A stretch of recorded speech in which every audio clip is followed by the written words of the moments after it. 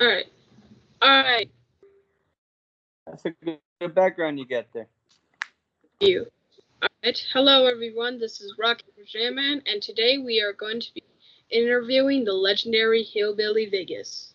Legendary. All right, I like that already. Thank you. So, I heard you have a new song called "Hell to Pay." Yes, How is it going right now?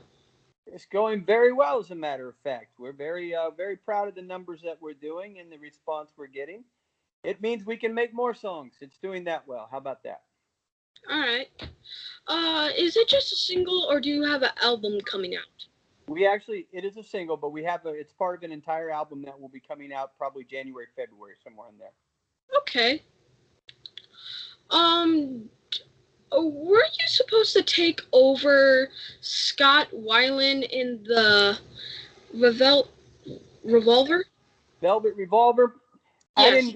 I didn't actually get the job. I was asked to audition for that position in the band, and I think something happened where they decided to just not be a band anymore. So we never got past to ask me to come and audition stage. Okay. Also, tell me about your new song, by the way. Hell to Pay. Well, it's an angry song. It started with this guy right here, Stacy, our lead guitarist. He started writing it a long time ago. Just one of those gritty, heavy riffs that he likes to write. And he was in an angry mood that day, and so he jotted down some lyrics and he brought it into the whole band, and he and I worked on it together, and we changed a few things around and arranged it a little differently here and there, and it is what you hear now. It's just one of those songs that kind of works on the heavy side of what we do. We like it. Nice. And also, I would actually like you a question. How did you guys meet in the first place? Well, Jam Man, I don't know how old you are, but probably three of your lifetimes ago, he and I were very young men in the rock and roll business, and we played in different bands, but from the same area, and we were always aware of each other. And I tried to get him in Hillbilly Vegas about 5 years before he actually got in. He didn't have time at that particular time, and he was available when it came up again that we needed a guitar player, and that was 6 years ago, and it's been the best 6 years that we've ever had. Been a lot of fun. Wow. Do you have you been writing a lot of music during quarantine? Absolutely. As a matter of fact, we've written more music during quarantine than we've ever written as a band at one time, ever, because we've had time. Wow. And what was the last time you played a concert, like in front of about like thousands of people? Thousands of people. Last year, we played a small industry showcase in January in Nashville. But for thousands of people, probably last year, one of the festivals or one of the bike rallies that we do. Oh, nice. But we once played in front of 40,000 people for NASCAR. That was the biggest audience we've done. Wow. Do you miss doing that? Do you miss saying hello to all your fans out there? Absolutely. Oh boy, that's the truth. Yeah. Yeah, we are definitely a live band. We love to interact with our crowds and our fans, and it's been a real bummer being stuck in the hillbilly hangar here. Um, that's pretty much all we've been doing. We've been writing. We rehearse a lot, getting ready for the day that we do get to go back out and start playing and making noise again. Nice. When did you think you can tour normally again? When do you think you can like do it all over again? I wish I had the exact answer, man, but I would assume that probably they say they're working on this vaccine or whatever, but I would assume probably midway through 2021 you'll see more and more things open up. Is what we're being told, but nobody really knows. Let's hope we don't get it for 5 years, you know? Yeah, no kidding. I'll just have to retire. And also, how did you hook up with the crazy, insane clown posse? Well, that actually wasn't something that we intended on doing. We were what was the venue we were at? Iron Horse Saloon in Iron Horse Sturgis. Saloon in Sturgis, and we were booked there in support of Insane Clown Posse, and so we showed up, and there they were, there we were, and the rest is history. But they were fantastic. We loved them. Their fans were some of the best fans we've ever met. They all greeted us with open arms and listened to our music and had a great time and cheered, and the band was also just absolutely fantastic. And we would play with those guys again anytime. Anytime, absolutely. The white shag carpet rock. Yeah, we loved it. That's the Good first stuff. time. Got to play barefoot. Yeah. Man, they must have been a really fun time with you guys. Yeah, they were good. They were good fellows. Also, how are you handling COVID right now during this sort of time? Well, we're following all the rules. Um, we could have played at Sturgis this year, and because we wanted to be responsible to other members of our families who we have members of our families who have compromised immunities due to cancer or different things right now. We wanted to be responsible to our families and to all the people that we're in contact with. So we decided that we would absolutely just take the 2020 off and see what happened in 2021. We could have been playing probably since July at certain places and things that have opened back up, but we've made the choice ourselves to wait it out. Oh, has any of the changes of coronavirus has it done anything to your band? Has it ruined it at all, or is your band perfectly fine? Well, aside from getting out and playing, our band is probably better and more prepared, and new music and all of that stuff is probably better than it's been ever, because normally we have to kind of write songs in between travel and when we're traveling, but we're not a very good band. I hear all these guys, oh, we wrote 5 songs on the bus. Honestly, we eat cereal and watch movies on the bus and sleep. We don't really write that much, dude. So on the bus, and so we have been home, and our band is probably in better shape than we've been in our entire history. So if there's a silver lining to all this, I would say that's what it is. Nice. What is the future for your band? What is next for your band?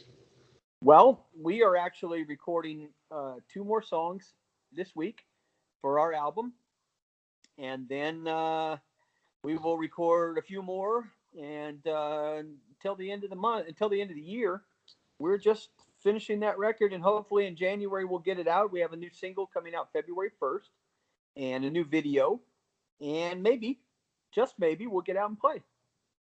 Mm. How many more of rock stars are out there like you, like trying to make the world hear music? Because when we're in this sort of time when we really can't really go out that much, you're kind of people that help us and play the music for us that I'm really thankful for. Thank you for doing that.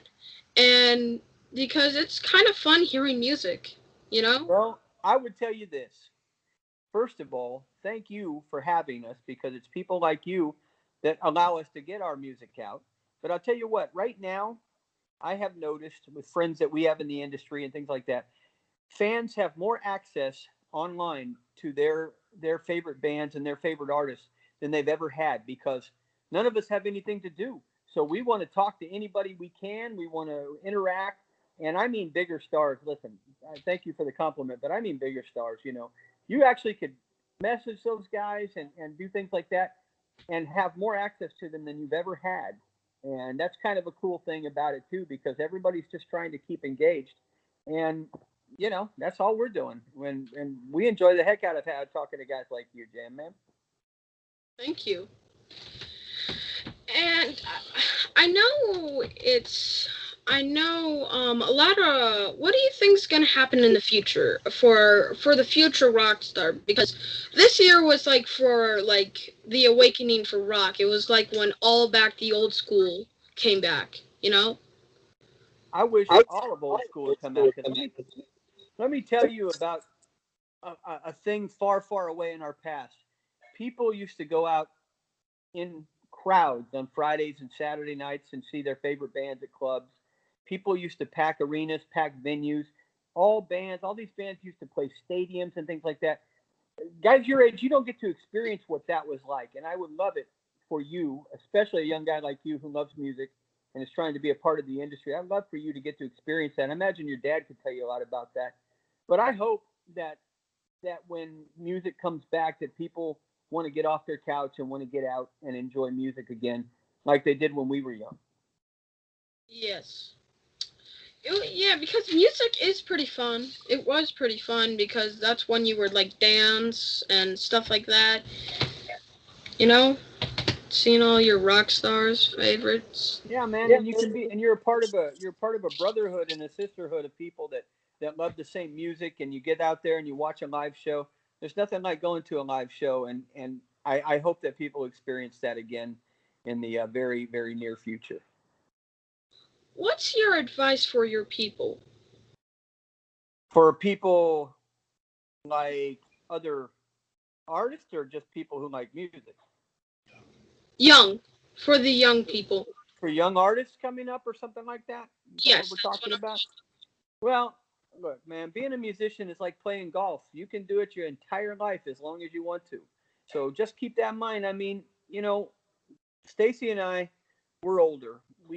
I don't know if you've ever seen the Disney movie The Rookie, but that's us.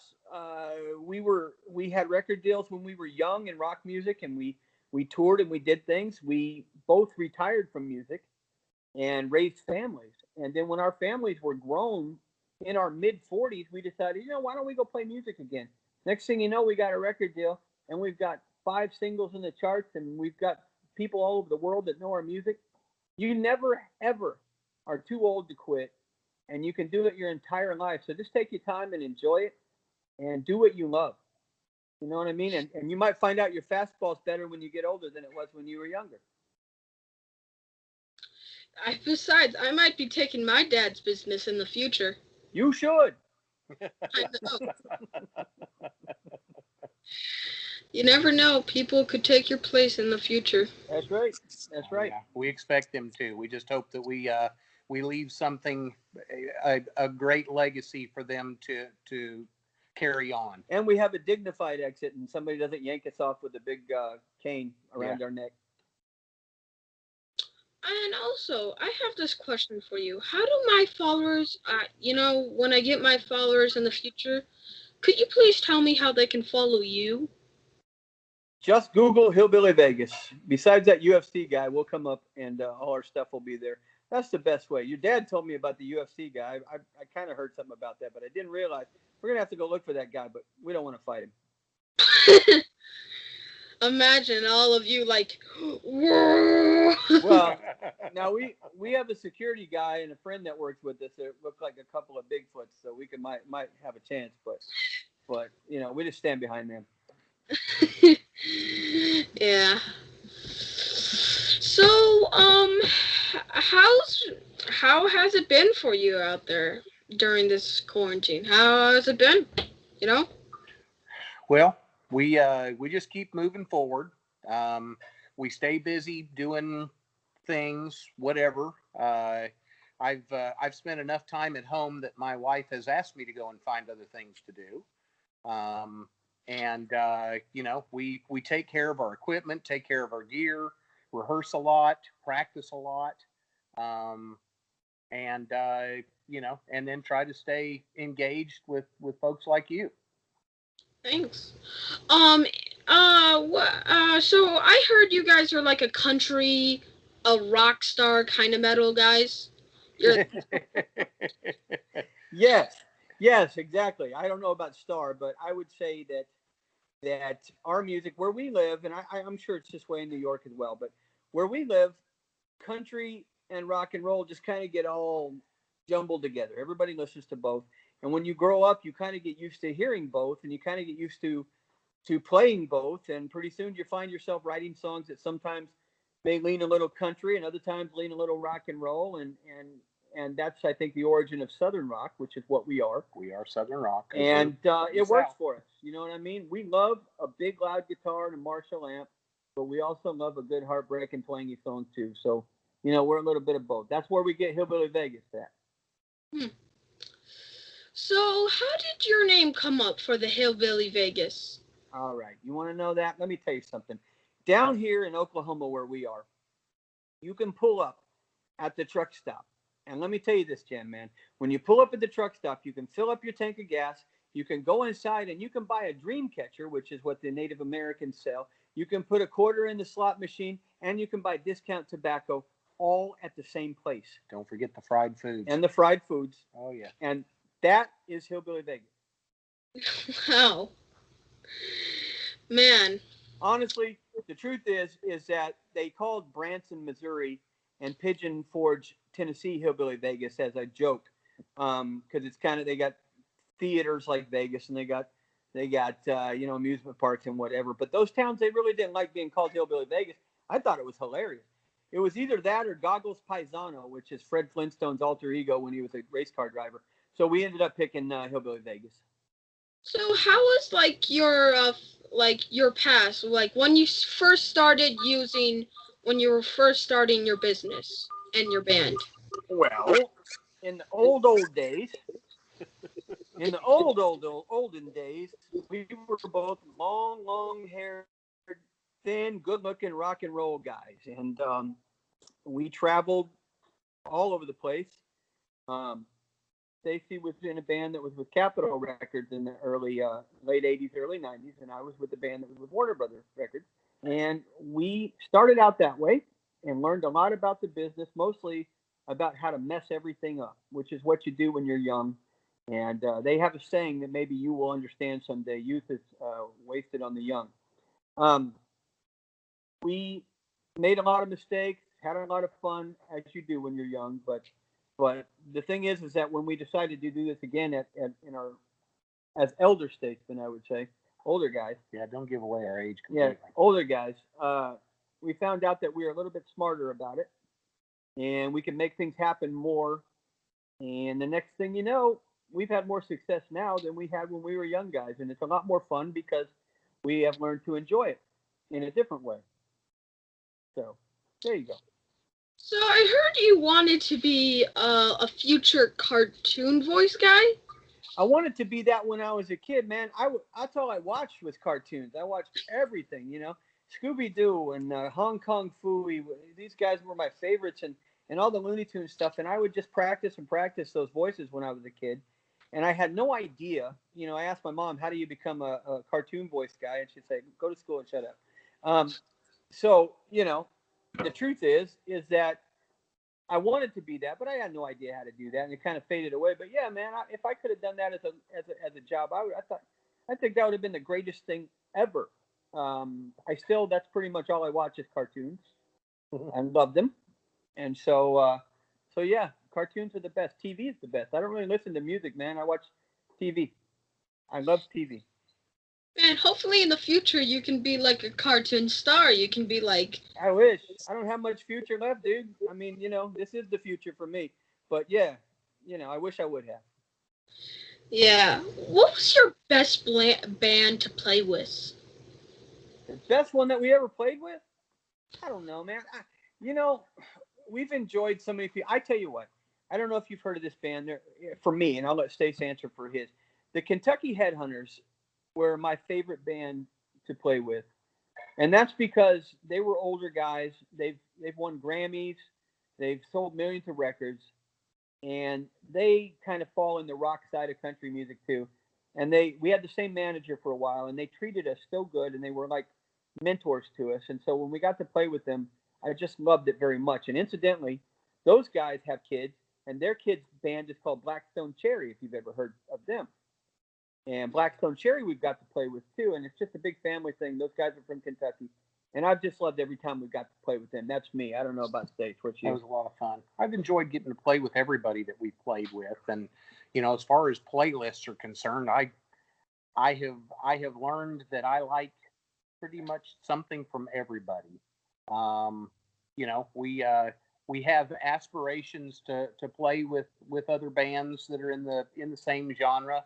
But like Steve was saying, we've got to play with Blackstone Cherry, Kentucky Headhunters. Got to play with Travis Tritt a few times. Blake Shelton, Alabama. Hell yeah. Insane Clown Posse. Molly Hatchet. All kind of people, man. Just lots of people, and it's always a pleasure to get to rub elbows with those kind of people. Some of them are heroes of ours, and it's always nice to find out that your heroes are down to earth folks. And most of them have been. Yep. Who did you admire that made you do this kind of band stuff? Who did you admire? Well, for me, what I want you to do when you're done talking to us is go to YouTube and search The Monkees. Monkees. Okay. It was a TV show. That is the first exposure to being in music because, like I told you, I watch TV a lot. And the Banana Splits. Look those guys up too, dude. You'll like them. And the Partridge Family. Mine all came from TV. But once I got into music, I would have to say that my biggest singing influence and person that I looked up to the most is Paul Rogers from Bad Company. Yeah. And I've got all the same people that inspired me to begin. And then once I started learning to play the guitar, who wasn't inspired by Eddie Van Halen and Neil Schon from Journey and Brian May with Queen and some of these guys. Those have been, heroes of mine and icons, and they've helped me to develop my sound over the years. So, how long has your relationship with your band? How long has it been? We've been together 10 years this year. Wow. And we've all known each other for years. Many years. Many of your lifetime. Was it ever like was it like a grew up thing? Some of us played together when we were teenagers and things like that. But no, 10 years ago, we put this band together. Just kind of, we all found ourselves in a place in life where we had time to again after our children and our families were raised. And we kind of got a late start in this thing and did not expect anything that's happened to us to happen. So it's all been a very, very pleasant surprise. It's one of the greatest surprises ever. And we have a lot of great fun doing it. And the thing is that at our age, older, and we don't hide from how old we are. We're just older dudes that do it. At our age, it's just all fun because we've done all our things in life, our responsible things in life, and now we get to do some crazy stuff. Who future band do you think might be taking your place in the future? Maybe you, man. I don't know. I think I tell you, I don't hear a lot of Southern rock bands out there that are young. I hope somebody comes along as a young Southern rock band and really takes over things. I'm not really familiar with a lot of the newer bands that are out there, to be perfectly honest with you. I know who I like. I like Blackstone Cherry a lot. I think they're probably one of the best rock and Southern rock bands out there. Yeah, younger bands out there. But there's the Blackberry Smokes. But they're our age too. They're our age, great guys, and that kind of stuff. But younger. But I hope a great Southern rock band of young guys comes out and really just blows things up, because Southern rock is a thing, especially in our part of the world, that draws the biggest crowds and people love the most because they like that mixture of country and rock. I have to tell you this one thing. Thank you for being on my show, and I hope one day I can meet you at your concert. Maybe we can chill out in the backstage, Well, I tell you what, you're in Buffalo, New York. Is that correct? Yes, Niagara Falls, though. Niagara Falls, nice. Niagara Falls, slowly I turn. That's Three Stooges. Never mind. Anyway, your part of the world, your part of the country is where our biggest amount of streams on Spotify come from. And so we absolutely have plans when things change to get up to the Northeast and New York. New York City is one of my favorite places in the whole world. I love going there. And so I absolutely want to come to Buffalo, Niagara Falls, wherever, man. We toured Canada. We were very close to you, I guess. And we would love to come back again, and we hope to meet you. And listen, man, anytime you want to speak with us, any time at all, just contact us, and we will be glad to make time for you. We really appreciate somebody your age being interested in talking to us. And you did a great job, by the way. I had the weirdest interview with an older dude last week that could not do what you're doing right now. So just know that you are already doing a great job compared to some guys that are actually in the business. And so thank you very much for being a great host. Thank you. Hey, you never know, because I'm now an interviewer. I used to be just a camera guy for my dad, but Yeah, now maybe in the future I can meet you as yeah, a man, camera. Absolutely. absolutely. Stay in touch with us, all right? All right. Wait, I have one more question real quick. No problem. Um, was the yard guy my dad? Was the weird guy my dad? No, no, the weird guy was not your dad. Your dad, he's fishing. yeah, he's fishing there. No, your dad asked some good questions. He knew about that. Nobody asked me about the Velvet Revolver thing before, and it's not.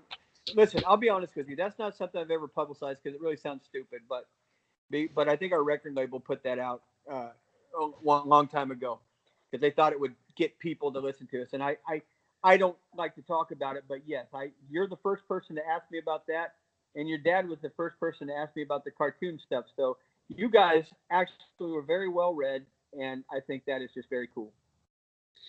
Was the guy like this? Hello, so welcome to my interview show. I'm Today, not going to tell you, but yes. was he like this? Hello, ladies. No, he was more like the first one. He was more like the first one. He was more creepy. He was a nice guy, though. Okay, it Yes, wasn't nice anything guy. like that. He just, just one of those things. And when we've done a lot of overseas interviews, and trying to figure out what they're saying to us is really crazy sometimes. But we're just happy to talk to anybody, dude. We'll talk. Anybody wants to talk to us, we're happy about it. Absolutely. All right, goodbye, guys. It was All right, nice meeting take care, All right. man. Thank Take you. All right, care. take care. I'll All see you right. guys in the future. Yeah, Very that's great. soon. All right, see See you. ya. Bye.